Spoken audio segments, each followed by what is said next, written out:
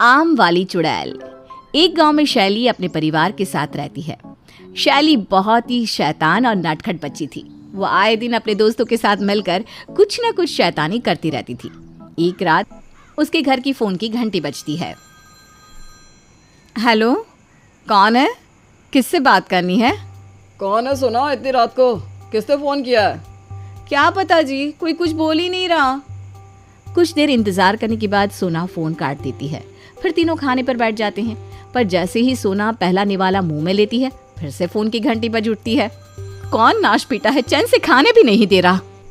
तुम बैठो मम्मी, मैं देखती हूँ। शैली जाकर फोन उठाती है।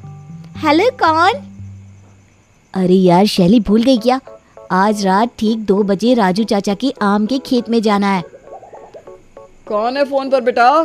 अब पता नहीं पापा, शायद रॉन्ग नंबर है। ये फिर से तेरी कोई नई शैतानी तो नहीं है ना? नहीं नहीं, बिल्कुल भी नहीं पापा। शैली वापस आकर खाने पर बैठ जाती है। सभी खाना खाकर सोने को चले जाते हैं। 2 बजे शैली उठकर अपने घर के बाहर जाती है, जहां उसके दोस्त गोगी, बिल्लू और प्राची उसका इंतजार कर रहे थे। अच्छा हुआ तू आ गई, मुझे तो लगा था आज इस प्लान को कैंसिल ही करना पड़ जाएगा। अरे भाई, मैं तो अभी भी यही कह रहा हूँ कि प्लान को कैंसिल कर दो, क्योंकि वो खेत भूतिया है। अरे ऐसा कुछ नहीं है, अपने खेत को बचाने के लिए राजू चाचा ने ही ये झूठी अफवाह फैलाई होगी। वैसे भी वो कितने कंजूस हैं, ये तो सभी को पता है। तो वो अचानक गायब कहाँ हो गए बताओ? अरे वहीं होंगे अपने घर पर। सारी बातें यहीं कर लेनी है या खेत पर भी जाना है? अभी से ही मेरे मुंह में पानी आ रहा है, कितने मीठे रसीले आम होंगे। चारों बच्चे राजू चाचा के खेत की ओर निकल पड़ते हैं। अगर प्लान बनाना ही था तो थोड़ा पास का बना लेते। अब मेरा पैर मेरे वजन को सह नहीं पा रहा, मुझे तो खाने की जरूरत है तुरंत ही। हे भगवान, इस भुक्खड़ का क्या करे? तभी वहां से एक रिक्शा गुजरती है। रिक्शा वाले का चेहरा पूरी तरह से ढका हुआ होता है। चलो बच्चों, तुम्हें तुम्हारी आखिरी सवारी करवा दूं। आखिरी क्यों?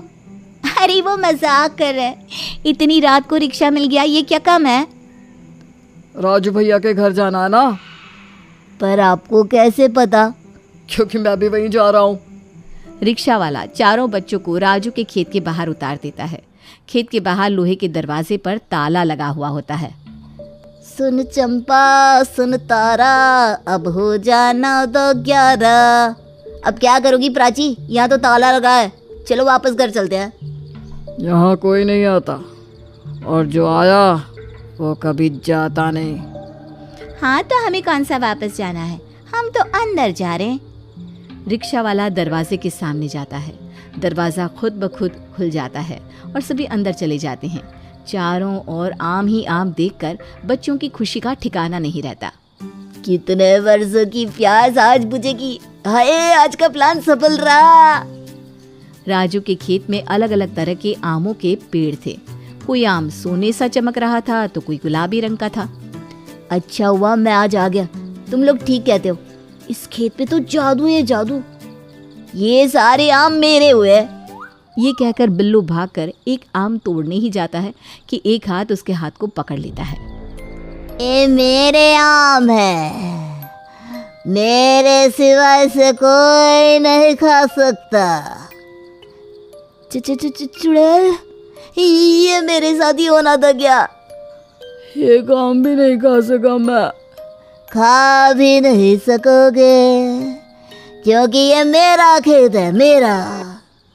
चुड़ैल को देखकर सभी बच्चे डर जाते हैं और इधर उधर भागने लग जाते हैं। पर वो जहाँ भी जाते उनके चारों तरफ आम के पेड़ उग जाते और उनके जाने के रास्ते को रोक देते। अब यहाँ से भागा भी नहीं जा सकता, तुम हमें छोड़ दो, हम तो बस यहाँ आम खाने आए थे। ये खेत तो राजू चाचा का था ना, अगर हमें पता होता कि तुम यहाँ की मालकिन हो तो हम यहाँ कभी नहीं आते। राजू चाचा वही राजू चाचा जो तुम्हें इस उलझन में लेकर आया। चुड़ैल ये कहती है कि वो रिक्शा वाला अपने चेहरे से पर्दा हटाता है। राजू चाचा आप? हाँ, ये तब की बात है जब मैं इस खेत का मालिक हुआ करता था और किसी को इस खेत में आने नहीं देता था। फिर एक दिन रिंकी नाम की एक लड़की खेत की दीवार फांद कर मेरे खेत में घुसकर मेरे आम चुरा कर खाने लगी। जब मैंने उसे ऐसा करते हुए देखा तो मुझे बहुत गुस्सा आया और गुस्से में मैंने उसके दोनों हाथ काट दिए। खून बहने से वो लड़की मर गई और चुड़ैल बन गई।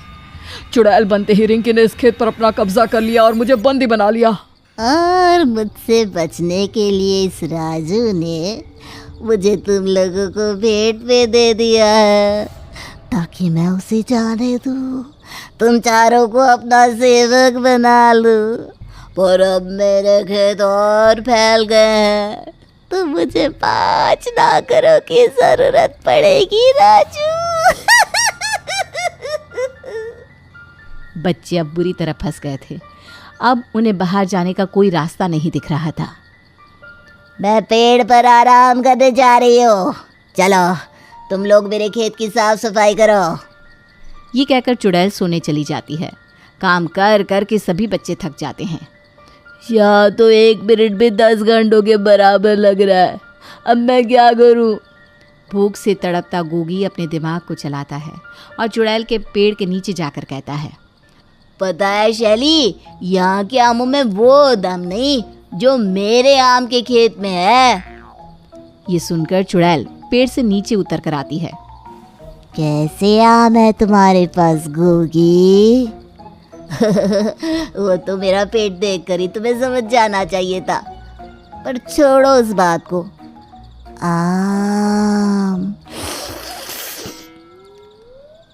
आम की शौकीन चुड़ैल गोगी के जाल में फंसी जाती है।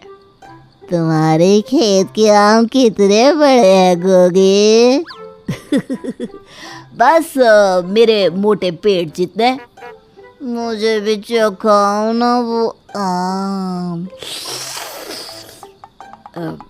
ठीक है, पर उसके लिए मुझे बाहर जाकर उस आम को यहाँ लाना होगा, पर अकेले उसे लाना तो संभव नहीं है। 4 लोगों की ज़रूरत तो पड़ेगी। ठीक है, पर राजू यहीं रहेगा। तुम लोग जाओ और आम लेकर आओ। बस इतनी सी देर थी कि चारों बच्चे वहाँ से रफू चक्कर हो जाते हैं और उसके बाद खेत में जाने की कभी हिम्मत नहीं करते।